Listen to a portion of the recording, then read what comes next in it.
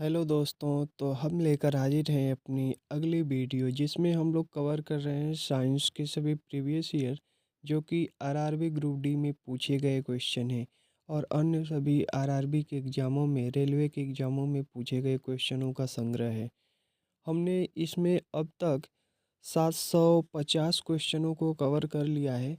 अब हम लोग 751 नंबर क्वेश्चन देखेंगे और उसके आगे के क्वेश्चनों को हम लोग आज कवर करेंगे। ठीक है, तो देखते हैं हम लोग। ये 651 है लेकिन ये नंबरिंग गलत है। 751 पे हम लोग पहुंच चुके हैं। आप इसके पहले की वीडियो जाकर देख सकते हैं जिनमें 100 क्वेश्चन कवर किए हुए हैं और लास्ट वीडियो में 50 क्वेश्चन। अब फिर इसमें भी हम लोग 50 करेंगे, फिर उसके आने वाले अगली वीडियो में 100 क्वेश्चन करने का हम लोग प्रयास करेंगे। तो वीडियो लंबी हो रही थी इसलिए मैंने कट करके सिर्फ 50 क्वेश्चन को ही कंप्लीट कराया। तो चलेंगे अगले क्वेश्चन पे और देखेंगे कि क्या है हमारा क्वेश्चन और कैसे क्वेश्चन आते हैं। आपको बता दें कि क्वेश्चन यहीं से बनेंगे, आप देखिएगा एग्ज़ाम में, क्योंकि जब 4000 5000 क्वेश्चन आप करके जाएंगे कहीं भी तो क्वेश्चन आपको वहीं से देखने को मिलेंगे। तो चलिए देखते हैं। कह रहा है कि किसी पिंड का भार न्यूनतम कहाँ पर होता है। तो न्यूनतम कहाँ पर होता है, तो आप जानते हैं कि जी का मान न्यूनतम कहाँ पे होता है, तो भूमध्य रेखा पर। तो इसके पहले वाली वीडियो में यदि आपको नहीं पता है तो आप जाकर देख सकते हैं। तो भूमध्य रेखा पे जी का भार क्या होता है, न्यूनतम होता है, जिसके कारण जो भार हो जाएगा वो भी न्यूनतम हो जाएगा। अगले क्वेश्चन पे हम लोग चलते हैं। अगला क्वेश्चन देखेंगे। कह कह रहा है कि एक पत्थर किसी स्प्रिंग तुला पर बंधा हुआ है। निम्नलिखित स्थितियों में कौन सी स्प्रिंग तुला में रीडिंग से सबसे कम भार दिखाएगी। तो कब दिखाएगी सबसे कम हो, तो जब वह पत्थर किसी बीकर में लिए गए पानी में पूरी तरह से निमज्जित हो। अर्थात यदि उस को किसी पानी में रख दिया जाए तो वह क्या दिखाएगी, तो स्प्रिंग तुला सबसे कम भार दिखाएगी। ठीक है, यही ऑप्शन हमारा क्या हो जाएगा, सी हो जाएगा। तो याद रखेंगे। अगले क्वेश्चन पे चलते हैं हम लोग। अर्थात यही कहने का मतलब है, जब आप पत्थर को डालते हैं पानी में तो आप देखते ही हैं कि वह हल्का महसूस होने लगता है, तो वही भार उसका कम हो जाएगा। वही क्वेश्चन है, आप समझ सकते हैं इतना। कह रहा है कि पृथ्वी पर किसी वस्तु का द्रव्यमान 10 केजी है, पृथ्वी पर इसका भार कितना होगा। तो 10 में क्या करेंगे, 9.8 का मल्टीप्लाई कर देंगे। तो 9.8 का मल्टीप्लाई करेंगे तो 98 न्यूटन। इसका सही जवाब हो जाएगा ऑप्शन नंबर बी। क्योंकि 9 दशमलव होता है ना, तो 10 का मल्टीप्लाई करेंगे तो 0 दशमलव इस साइड आएगा तो 98 हो जाएगा। कह रहा है कि 80 मीटर की ऊंचाई से एक गेंद गिराई जाती है, चौथे सेकंड में तय की गई दूरी होगी। तो दूरी हम लोग ज्ञात करेंगे। तो जानते हैं कि हम लोगों का फॉर्मूला होता है T=U+हाफ AT² या GT²। तो इस वाले फॉर्मूले पर हम लोग इसको सॉल्व करेंगे तो हमारा आ जाएगा ऑप्शन नंबर बी, 35 मीटर। इसका ऑप्शन नंबर देखिए, यहाँ पे सॉल्व भी किया हुआ है कि यू का मान जो होता है प्रारंभिक 0 दे दिया है, क्योंकि गिराई जाती है ना, तो स्टार्ट में वो पहले हाथ में थी तो उसका वो एक 0 था। फिर उसके बाद 1/2, जी का मान दे दिया है 10 और टी का मान हम लोग निकाल लेंगे यहाँ से। तो 2t-1 करेंगे अब तो 80 हमारा हो जाएगा कि 2 × 4, टी का मान वहाँ पे 4 सेकंड दिया हुआ है। तो इससे निकालेंगे जब हम सॉल्व करके तो हमारा टोटल कितना आ जाएगा, 35 मीटर आ जाएगा चौथे सेकंड में जो दूरी होगी। क्योंकि 1 सेकंड 2 सेकंड 3 चौथे सेकंड पूछ रहा है ना, तो चौथे के लिए 4 का दिया है हुआ है कि T=, चौथे सेकंड में तय की गई दूरी। तो उससे हम लोग क्या करेंगे, निकाल लेंगे इसको। अगले वाले क्वेश्चन को देखते हैं कि एक कार पुल से गिरते हुए 0.8 सेकंड में भूमि पर गिर जाती है। भूमि पर टकराने के समय इसकी चाल कितनी होगी। दिया गया है G=10 मीटर प्रति सेकंड। तो V=U+80 से निकाल लेंगे। कह रहा है 0.8 सेकंड में भूमि पर गिर जाती है, मतलब टाइम दे दिया है। तो टकराने के समय इसकी चाल कितनी होगी और जी का मान दे दिया है, तो प्रारंभिक एक 0 होगा। तो V=U+80। तो ए का मान हमारा दे दिया है, जी का मान दे दिया है 10। ए या जी लगभग समान होते हैं, तो जी का मान दे दिया है 10 और टी का मान दे दिया 0.8। तो मल्टीप्लाई करेंगे तो 8 मीटर प्रति सेकंड स्क्वायर हो जाएगा, क्योंकि त्वरण पूछ रहा है ना। ऑप्शन नंबर ए इसका सही जवाब हो जाएगा। सॉरी, ऑप्शन नंबर बी क्या पूछ रहा था? टाइम, चाल पूछ रहा था। सॉरी, चाल तो मीटर प्रति सेकंड में होती, मैंने सोचा त्वरण पूछ रहा है। तो याद रखेंगे, ऑप्शन नंबर बी इसका सही जवाब होगा, मीटर प्रति सेकंड होगा। अगला क्वेश्चन देखते हैं कि एक गेंद को 20 मीटर प्रति सेकंड के वेग से ऊर्ध्वाधर ऊपर की ओर फेंका जाता है। 3 सेकंड के पश्चात विस्थापन का परिणाम होगा। तो विस्थापन का परिणाम हम लोग निकाल लेंगे कि S is equal to U T plus half है टी स्क्वायर। विस्थापन वाले सूत्र से निकाला जाए, देखते हैं किस वाले से निकाला हुआ है। हाँ, S is equal to U T plus half G T square, इसी फॉर्मूले सही है। यस या एच वही है। तो हम लोगों का दे दिया है प्रारंभिक वेग हमारा 0 होगा, तो हम लोग निकालेंगे प्रारंभिक वेग यू टी ना, टी का मान दे दिया है 3 second plus half G T square, G का मान दे दिया है 10, टी का मान दे दिया है 3 सेकंड। तो सॉल्व करेंगे तो देखिए यहाँ पे एक्सप्लेनेशन दिया हुआ है। यू का मान वो प्रारंभिक मान ही मान लिया है कि 20 है वो। तो यहाँ पे जब हम प्रारंभिक मान मानेंगे तो सॉल्व करेंगे तो टोटल देख लीजिए 15 आया है। यू का मान 20, टी का मान 3, 1/2 और जी का मान 10, टी स्क्वायर तो 3 × 3 कर देंगे। सॉल्व करेंगे तो आ जाएगा 15 मीटर। ऑप्शन नंबर बी इसका सही जवाब होगा। ठीक है, ऑप्शन नंबर बी। अगले क्वेश्चन पे हम लोग चलते हैं। अगला क्वेश्चन देखेंगे क्या कह रहा है। अगला क्वेश्चन है कि यदि ऊपर की ओर फेंकी हुई गेंद का प्रारंभिक वेग 14 मीटर प्रति सेकंड है, तो उसे उसके प्रारंभिक बिंदु तक पहुंचने में समय लगेगा। कितना समय लगेगा? तो इसको हम लोग देखेंगे तो ये हमारा 14 मीटर प्रति सेकंड है। तो प्रारंभिक बिंदु तक उस पहुंचने में लगने वाला जो समय होगा वह होगा 1.43 सेकेंड। 1.43 सेकेंड, यही ऑप्शन नंबर हमारा सी होगा। ठीक है, आप देख सकते हैं कि v is equal to U minus G T वाले फॉर्मूले से गति के समीकरण से निकालेंगे तो प्रारंभ u का जो मान है वह प्रारंभिक वेग जो दिया हुआ है 14 मीटर प्रति सेकंड है, और g का मान 9.8, t का मान निकालना है तो t का मान निकाल लेंगे। 14 में 9.8 का भाग दे देंगे, आ जाएगा 1.43 सेकेंड। अगला क्वेश्चन देखते हैं। अगला क्वेश्चन कह रहा है कि एक लंबवत फेंकी गई गेंद 10 सेकंड बाद पृथ्वी पर लौट आती है। फेंके जाने के बाद गति बताइए। तो फेंके जाने के बाद गति हो जाएगी 100 मीटर प्रति सेकंड, क्योंकि दोनों का मल्टीप्लाई हो जाएगा ना, क्योंकि 10 दिया हुआ है जी का मान और 10 दिया हुआ है समय। तो प्रारंभिक वेग 0 होगा, जब फेंकेंगे तो भी का मान आएगा, तो हमारा दोनों का मल्टीप्लाई कर देंगे तो हमारा आ जाएगा कितना हो, तो यू का मान, सॉरी प्रारंभिक वेग ही पूछ रहा है, भी का मान तो 0 होगा, क्योंकि फेंकने के बाद ऊपर जाने के बाद वस्तु विरामावस्था में आएगी, तो भी इज इक्वल टू 0। प्रारंभिक वेग उसका 100 होगा। तो प्रारंभिक वेग ज्ञात करना है तो आ जाएगा 100, अर्थात ऑप्शन नंबर सी इसका सही जवाब होगा। अगले क्वेश्चन पे हम लोग चलते हैं। अगला क्वेश्चन हम लोगों का है कि एक वस्तु जो प्रारंभिक वेग u से ऊपर फेंका जाता है, यदि वह अधिकतम ऊंचाई h तक जाती है तो h का मान ज्ञात करिए। तो h का मान ज्ञात करने के लिए फॉर्मूला होता है यू स्क्वायर अपॉन में 2g, यू अपॉन में 2g, यू स्क्वायर अपॉन में 2g। ये कैसे आया है तो यहाँ पे ये देख सकते हैं कैसे आया है।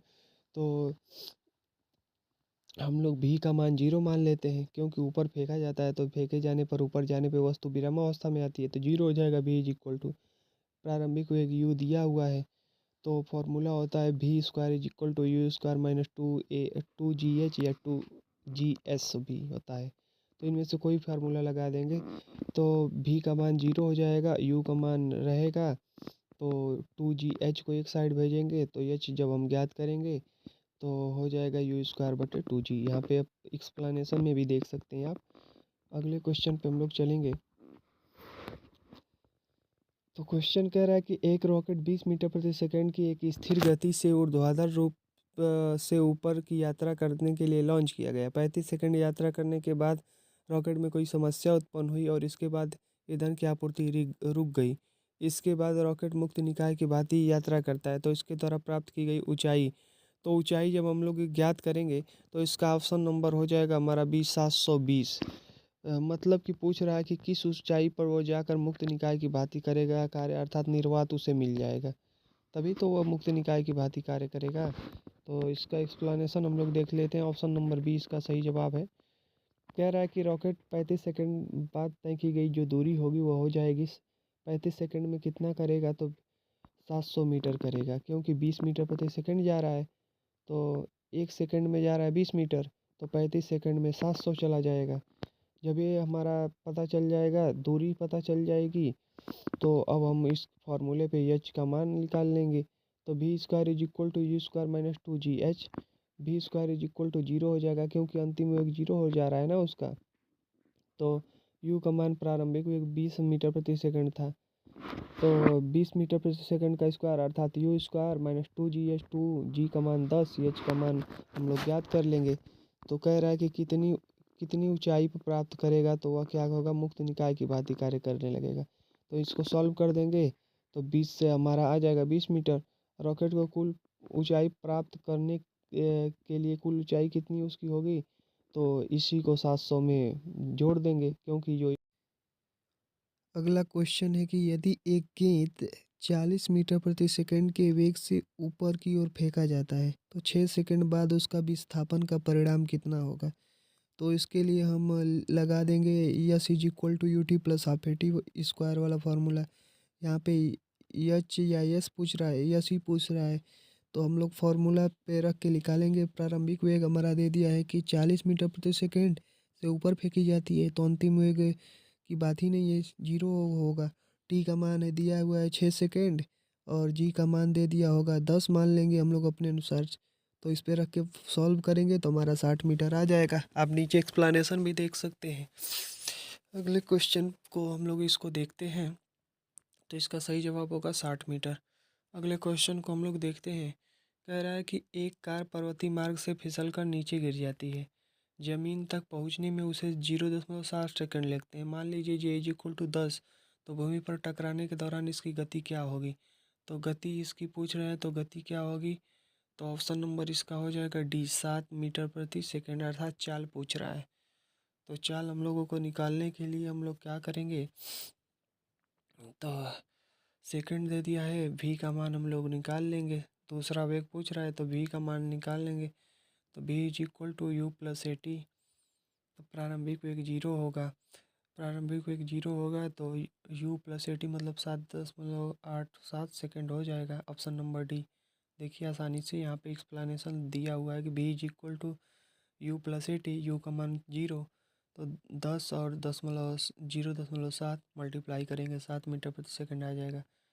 अगला क्वेश्चन देखेंगे कि एक ट्रक किनारे से फिसलकर 8 सेकंड में ज़मीन पर गिर जाता है। किनारा ज़मीन से कितना ऊंचा होगा। तो 0.8 सेकंड में गिर जाता है, तो ऊंचाई पूछ रहा है, एच का मान पूछ रहा है। तो एच का मान पूछ रहा है, तो हम लोग एच के लिए निकाल देते हैं, V is equal to U minus 2 AS वाले फार्मूले से। तो टी दिया है टी सेकंड में, तो यहाँ से हम एक काम करें कि ये यहाँ पे जी का मान टी का मान निकाल लेंगे, तो हो सकता है। कह रहा है कि किनारे तक कितना ऊंचा होगा, तो इसको एक बार हम लोग देखते हैं। इसका जल्दी से एक्सप्लेनेशन दे रहा है कि H is equal to U T plus half G T square. तो जब इस वाले फॉर्मूले पे हम लोग रखेंगे, तो T is equal to 8 second दिया था, G is equal to 10 metre प्रति सेकंड दिया था, U is equal to zero होता ही है, क्योंकि कार प्रारंभिक वेग जीरो है, दूसरा वेग पूछ रहा है ना। तो जब हम इसको निकालेंगे, तो प्रारंभिक वेग जीरो हो जाएगा, 1/2, 10 गुणे 0.8 गुणे 0.8 कर देंगे, तो पूरा सॉल्व करने के बाद आएगा H is equal to 3.2 metre. देखिए न्यूमेरिकली क्वेश्चन है, ऑप्शन नंबर इसका हो जाएगा हमारा डी। अगले क्वेश्चन पे हम लोग चलेंगे। अगला क्वेश्चन है, 20 मीटर ऊंचे टावर के शीर्ष पर खड़ा एक लड़का एक पत्थर फेंकता है, जिसका वेग पत्थर के ज़मीन पर हिट करता है तो वह है, तो कितना है इसी को हम लोगों को ज्ञात करना है। तो इसको भी वो फॉर्मूला हम लोग लगाएंगे, V square is equal to U square plus A S, 2 AS या 2GH भी कह सकते हैं। तो उससे हम लोग निकालेंगे तो हमारा भी इज इक्वल टू आ जाएगा 20 मीटर प्रति सेकंड, क्योंकि हमारा 20 मीटर ऊंचा टावर दिया हुआ है, एच का मान 20 दिया हुआ है, जी का मान 10 है, 2 रहता ही है, प्रारंभिक वेग 0 है, तो भी का मान हमारा हो जाएगा 400, भी स्क्वायर इज इक्वल टू 400, तो भी इज इक्वल टू 20 मीटर प्रति सेकंड। कह रहा है कि एक ट्रक किनारे से फिसलकर 1.6 सेकंड में जमीन पर गिर जाता है। किनारा जमीन से कितना ऊंचा होगा, मतलब हाइट पूछ रहा है। फिर वही S is equal to UD plus half A T square वाले फॉर्मूले पे लगा देंगे। तो प्रारंभिक वेग 0, 1/2, 10 × 1.6 × 1.6, तो पूरा मल्टीप्लाई करेंगे तो 12 दशमलव क्या आ जाएगा 8 मीटर, 12.8 मीटर। अगले क्वेश्चन पे चलते हम लोग। कह रहा है कि एक वस्तु ऊपर की ओर 14 मीटर प्रति सेकंड की चाल से फेंका गया। वस्तु की वह मीटर वह 10 मीटर ऊंची उड़ी। उच्चतम बिंदु तक पहुंचने के लिए वस्तु द्वारा लिए गए समय की गणना करें। तो समय की गणना हम लोग करेंगे तो कितना हमारा डी इज इक्वल टू आ जाएगा, ऑप्शन नंबर डी हो जाएगा 1.43 सेकंड। इसको सॉल्व कैसे करेंगे, तो फिर वही वाला कहानी, क्या करेंगे 10 में 14 का भाग दे देंगे, सॉरी 14 मीटर प्रति सेकंड की चाल से है ना, तो प्रारंभिक वेग हमारा हो जाएगा 14 मीटर प्रति सेकंड, और भी इज इक्वल टू 0 हो जाएगा। तो भी इज इक्वल टू 0 क्यों, क्योंकि ऊपर वस्तु फेंकी जा रही है, तो ऊपर जाने पे एक क्षण रुकेगी, तो भी इज इक्वल टू 0 हो जाएगा। तो और ऊंचाई 10 मीटर दिया हुआ है, तो U is equal to V is equal to U minus G T वाले फॉर्मूले पर रख के लगाएंगे तो टी इज इक्वल टू आ जाएगा 1.43 सेकंड। अगले क्वेश्चन पे चलते हैं कि यदि किसी पिंड को लंबवत ऊर्ध्वाधर दिशा में प्रक्षेपित किया जाए तो गति के उच्चतम बिंदु तक पिंड का वेग क्या होगा। तो गति के उच्चतम बिंदु तक ऊर्ध्वाधर फेंका जाए तो इसके लिए हमारे पर विस्थापन कोई होगा नहीं, तो पिंड का वेग पूछ रहा है ना, ऊर्ध्वाधर फेंका जाए तो इसके लिए हमारे हिसाब से हो जाना चाहिए, उसका प्रारंभिक वेग होगा, अंतिम वेग 0 हो जाएगा, शून्य हमारा ऑप्शन ऑप्शन नंबर ए होना चाहिए। एक बार देख लेते हैं हम लोग। जब ऊर्ध्वाधर फेंका जाएगा, ऊर्ध्वाधर जब फेंका जाएगा तो उच्चतम बिंदु पर पिंड का अंतिम वेग 0 होगा, और वही क्या नाम हो जाएगा, इसका सही जवाब हो जाएगा कि उच्चतम बिंदु पर पिंड का वेग कितना होगा, तो 0 होगा। जब ऊपर जाएगा, जैसे ही आप गेंद फेंकते हैं तो ऊपर जाने पे उसका वेग 0 हो जाता, तभी तो नीचे आता है। अगला क्वेश्चन देखेंगे। कह रहा है कि स्वतंत्र रूप से किसी पिंड के गिरने 2 सेकंड में तय की जाने वाला दूरी होगा। तो 2 सेकंड में तय की जाने वाली दूरी हम लोग ज्ञात करेंगे, S is equal to UT plus half A T square से। प्रारंभिक वेग 0, 1/2, 9.8, और फिर दिया हुआ है कि 2 सेकंड, तो 2 × 2 करेंगे तो 4 सेकंड हो जाएगा, और जब इनका मल्टीप्लाई करेंगे तो हो जाएगा 19.6। ऑप्शन नंबर हमारा सी सही जवाब हो जाएगा इसका। एक कार बहिर्गत भाग से गिरती है और 0.4 सेकंड में भूमि पर आ जाती है। मान लीजिए जी इज इक्वल टू 10 मीटर प्रति सेकंड। भूमि पर टकराने के दौरान इसकी चाल क्या होगी। भूमि पर टकराने के दौरान इसकी चाल हो जाएगी 4 मीटर प्रति सेकंड। मीटर प्रति सेकंड, ऑप्शन नंबर डी इसका सही जवाब हो जाएगा। इसको एक्सप्लेनेशन यदि आप देखना चाहें तो देख सकते हैं, V is equal to U plus A T वाले पे। यू इज इक्वल टू प्रारंभिक वेग 0 हो जाएगा। क्यों हो जाएगा, क्योंकि एक कार बहिर्भाग से गिरती है, तो गिरते समय तो प्रारंभिक पहले तो 0 रहेगा ना, फिर धीरे धीरे गिरना चालू करेगी ना, तो इसलिए U is equal to 0। Solve करेंगे तो आ जाएगा हमारा 4 मीटर प्रति सेकंड। अगले क्वेश्चन को देखते हैं।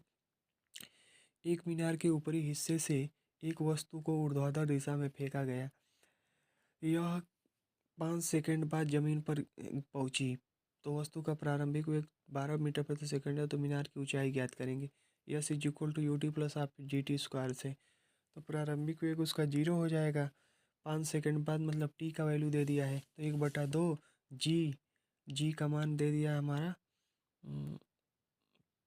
वस्तु का प्रारंभिक वेग दिया हुआ है कि 12 मीटर प्रति सेकंड, तो 12 मीटर प्रति सेकंड दिया हुआ है, तब तो इस वाले फॉर्मूले पर रखेंगे तो पूरा आ जाएगा 12 गुणे 5, क्योंकि समय 5 दिया था, 1/2 माइनस 1/2 गुणे 10 गुणे 10 5 गुणे 5 हो जाएगा -65। तो 65 मीटर उसकी ऊंचाई हो जाएगी। ऑप्शन नंबर सी इसका सही जवाब हो जाएगा। अगला क्वेश्चन, जब सीधे ऊर्ध्वाधर की जब सीधे ऊपर की ओर फेंका गया एक पत्थर वस्तु या शीर्ष पर पहुंचता है तो इसका वेग और त्वरण क्या होता है? शून्य होता है। ऑप्शन नंबर ए, जब शीर्ष पर पहुंच जाएगा तो त्वरण और वेग शून्य हो जाएगा। यही ऑप्शन दिख रहा है। वेग शून्य होगा लेकिन त्वरण 10 मीटर प्रति सेकंड स्क्वायर का होगा। नहीं, ऑप्शन नंबर ए होना चाहिए इसका सही जवाब। ऑप्शन नंबर बी दिया है, सॉरी, कह रहा है कि त्वरण होगा लेकिन वेग शून्य हो जाएगा। ऑप्शन नंबर बी, इसे करेक्ट कर लीजिएगा। वेग शून्य होगा जबकि त्वरण लगभग 10 मीटर प्रति सेकंड स्क्वायर होता है। मतलब त्वरण में कोई चेंजेज नहीं होते हैं, जबकि वेग शून्य हो जाता है अंतिम स्थिति में जाने पर। अगला क्वेश्चन है कि एक वस्तु ऊपर की ओर फेंके जाने पर अपने शीर्ष पर पहुंचती है तो इसका क्या शून्य होता है? तो वेग शून्य हो जाएगा, अभी आपने देखा था, और त्वरण लगभग 10 मीटर प्रति सेकंड हो जाएगा। ऑप्शन नंबर बी, फिर वही क्वेश्चन दूसरे वाले एग्जाम में पूछा हुआ है, रिपीटेड क्वेश्चन देख लीजिए। अगले क्वेश्चन पे चलते हैं कि एक गोली को 96 मीटर प्रति सेकंड के वेग से सीधे ऊपर की ओर दागा जाता है। बंदूक की गोली कितनी अधिकतम ऊंचाई तक पहुंचेगी? तो V square is equal to U square minus 2GH वाले फार्मूले पर रख के हम लोग लगाएंगे। दिए रहा है कि 196, तो प्रारंभिक वेग 196 मीटर प्रति सेकेंड है, और 2G का मान 10 है, 9.8 दिया हुआ है। H का मान वो पूछ रहा है, H का मान निकाल लेंगे। प्रारंभिक वेग अंतिम वेग 0 होगा, क्योंकि गोली फेंकी जाए या गेंद फेंकी जाए तो अंतिम वेग 0 होता है। सॉल्व करेंगे तो हमारा आ जाएगा ऑप्शन नंबर ए, 1960 मीटर।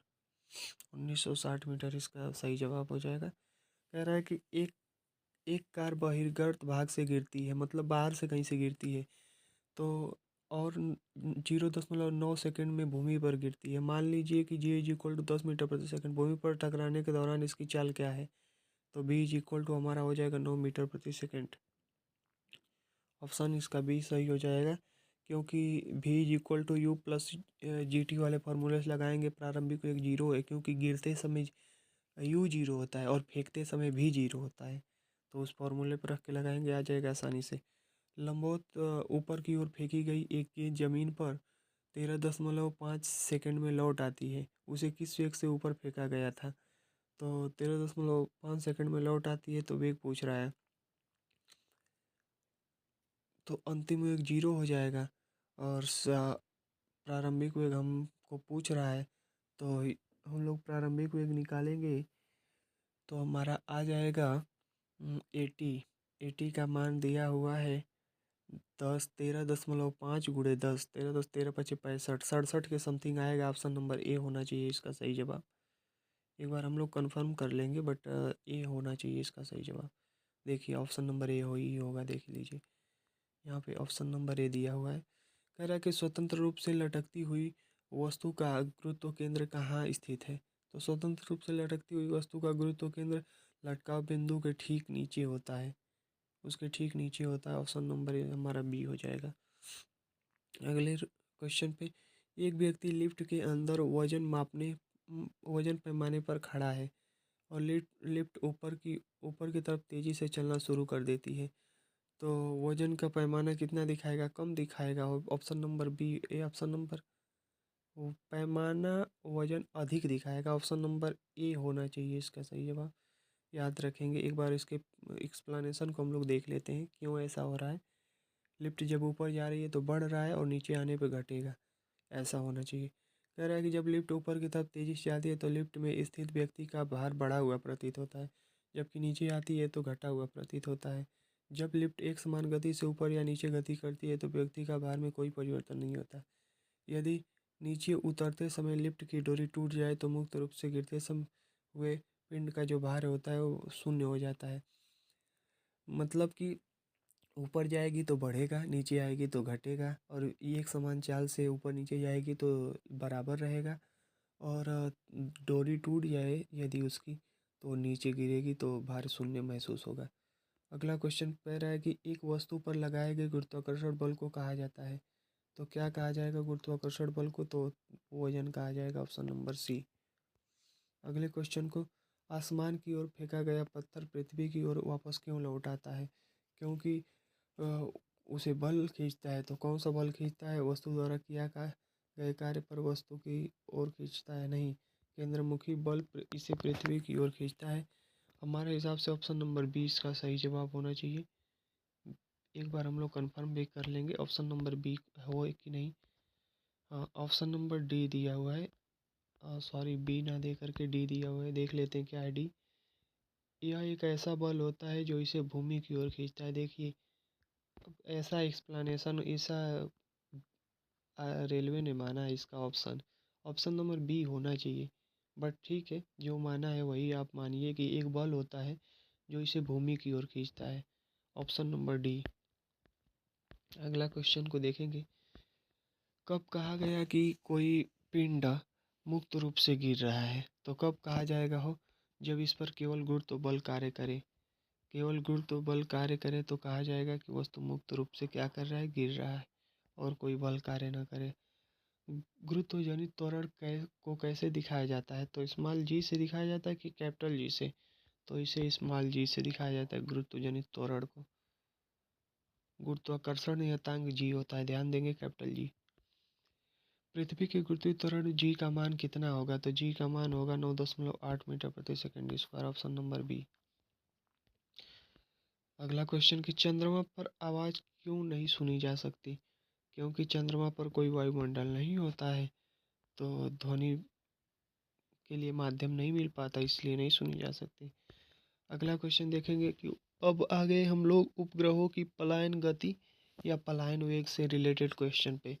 तो ग्रहों की परिक्रमा पथ का आकार कैसा होता है? तो फैला हुआ, गोलाकार, सीधा या अंडाकार? तो हमारे हिसाब से अंडाकार होगा, क्योंकि अंडाकार एक प्रवलयाकार पथ जैसा होता है। तो ऑप्शन नंबर सी हो जाएगा, क्योंकि अंडा गोल थोड़े ना होता है। गोल होता तो गोलाकार नहीं काट दिया जाता। ऑप्शन नंबर सी इसका सही जवाब होगा। ऑप्शन नंबर डी दे रहा है। ये सब क्या मान रहे हैं सब? फैला हुआ वृत्त। देखिए, अंडाकार भी नहीं माना है, फैला हुआ वृत्त माना है। ऐसे ऐसे तो गलतियां हैं, क्या कोई करेगा।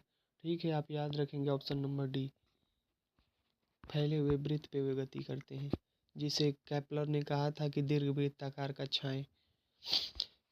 कह रहा है कि जब एक उपग्रह पृथ्वी के चारों ओर 40,000 किलोमीटर त्रिज्या के ग्रह पथ में घूमता है तो गुरुत्वाकर्षण बल द्वारा किए गए कार्य की गणना कीजिए। तो ये हो जाएगा 0। ऑप्शन नंबर ए इसका सही जवाब हो जाएगा, क्योंकि वृत्तीय पथ पर कोई विस्थापन ही नहीं होता, तो इसीलिए ये कार्य 0 हो जाता है।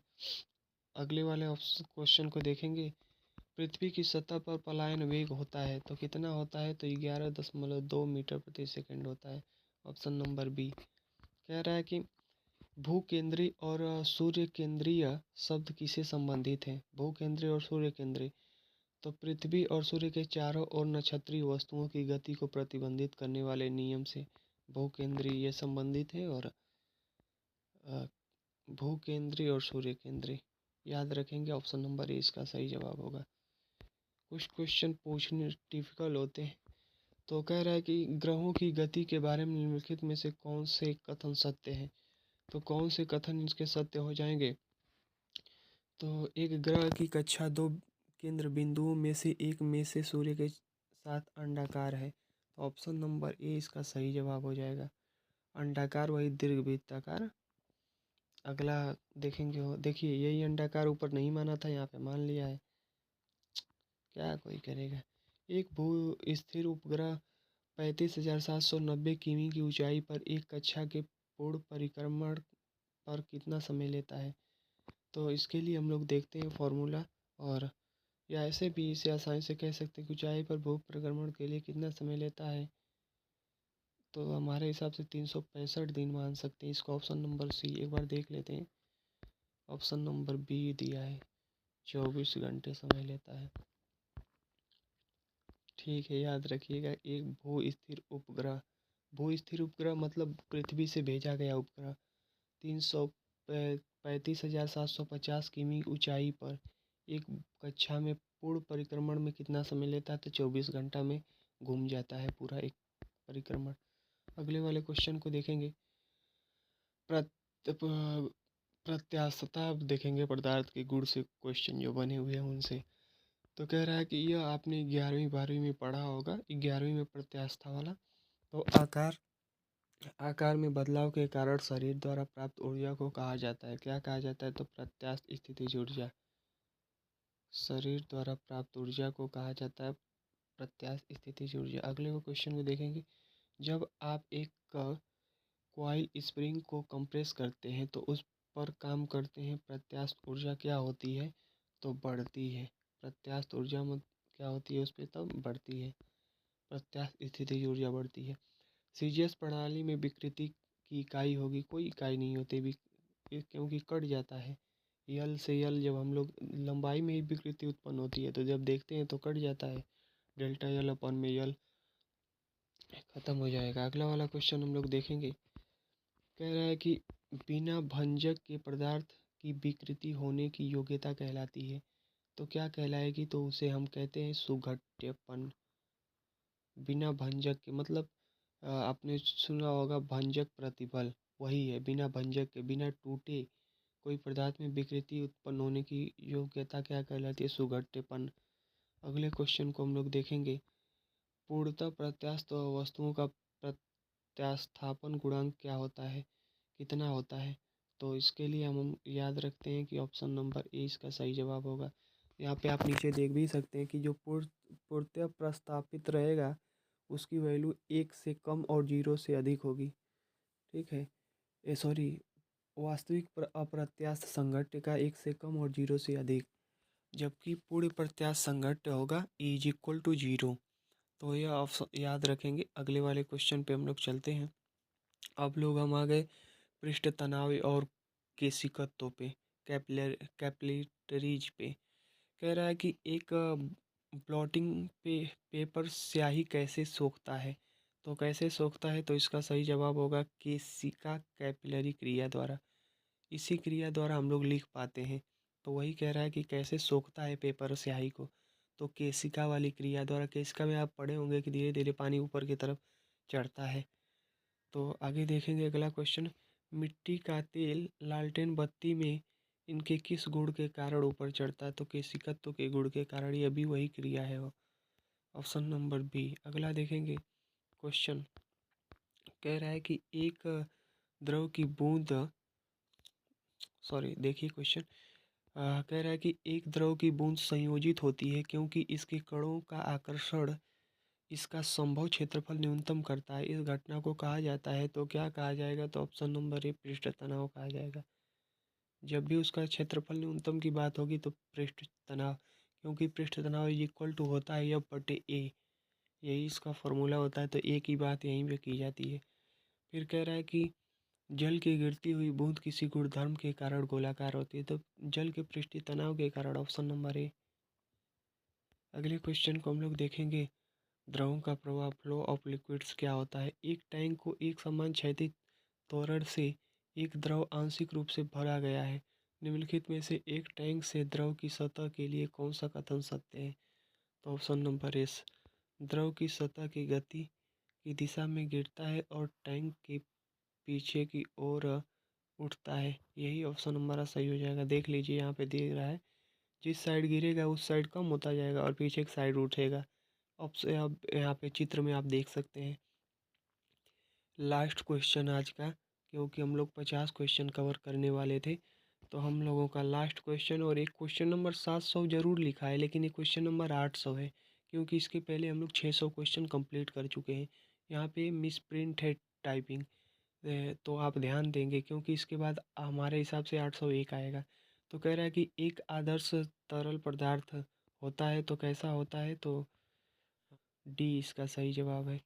इसका सही जवाब हमारा है कि घर्षण रहित होता है तरल पदार्थ और असंपीड्य होता है, मतलब उसे दबाया नहीं जा सकता। ऑप्शन नंबर डी इसका सही जवाब होगा। और आज के लिए इतना ही, फिर मिलेंगे हम लोग अपनी अगली वीडियो में। यहीं पे आज के लिए इतना ही।